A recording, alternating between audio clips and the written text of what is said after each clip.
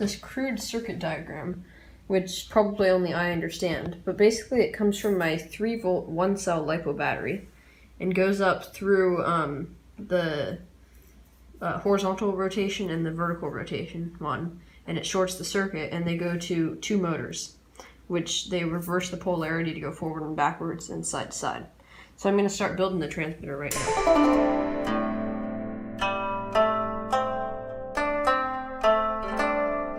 So I just got some barbecue skewers to use as sticks on the transmitter right here.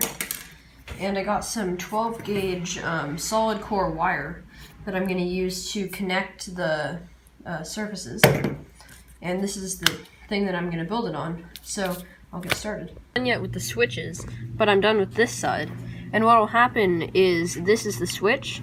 So when you put the throttle down, it connects the two, because these two are connected. Same on the other side. And I'm going to put these metal pads down as well. Those I just built out of a soda can. I just cut it open and I made these little squares that I hot glued down.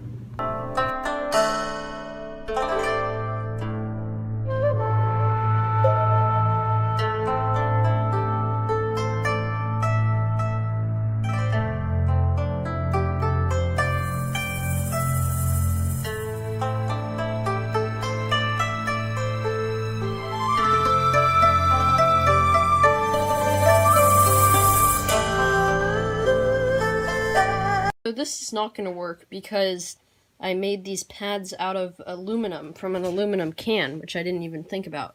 But it is, I guess, really hard to solder to aluminum. So yeah, I'm not going to do that again.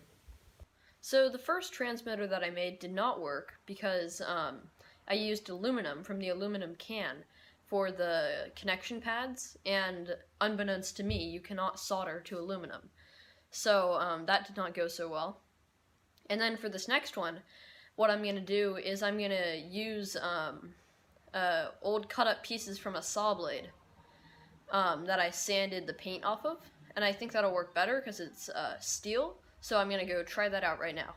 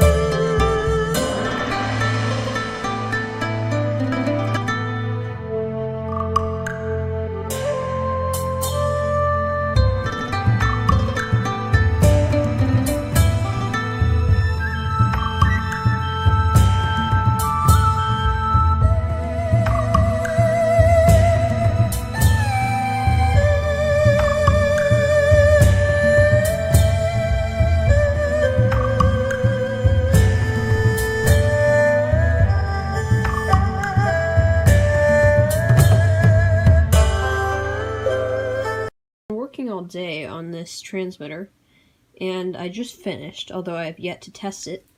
But I have a lot of wires coming off of there. That's 5, and then the big ground one splits into these other 4 to power the 2 motors. But yeah, so it's gonna be where this, if this is in the center, it's not doing anything. If it goes up, the motor goes forward. If it goes back, it reverses the polarity and it goes backwards. On this one, same thing, except side to side. And that'll be a motor acting as a servo, turning the wheels. So yeah, I'll have to build that car sometime soon. So I'm using this little motor pack that has 2 of these little motors in, connects to these big wheels from another RC project. And I just got the first one wired up for turning it forward. So if I push this forward, it works. So I'm going to finish soldering up the rest of them. It's going to take a long time. So sadly, the second one did not work as well. And that's because I had not envisioned it. But here, I'll put up a picture of the circuit diagram. As you can see, the switches cut the red wire, but they don't cut the black wire. So it was shorting the LiPo battery, and that's something that you don't want to do. It was getting very warm. So that's not going to work, but I think I'll make the next one with 4 connections on each side, so it can do like a double pull, double throw switch, but with the sticks. So I'm going to try that out right now, and I hope it works. This one I made there be, it's like a double pull, double throw switch, but to get them all to touch to the ground was really hard, like the wood, so I decided it's just not gonna work. So I'm kind of disappointed with how these turned out. First with this one not being able to solder on the aluminum, then with this one shorting the circuit, although this one got the closest, and then with this one not having them all touch down. So I think what I'll do is I'll ask you guys to please write in the comments how you think you can make this work, and I'll look at those, and there will be a part 2. And in the meantime, I'll be building the RC car that these will control. So yeah, please write in the comments what you think can make this work.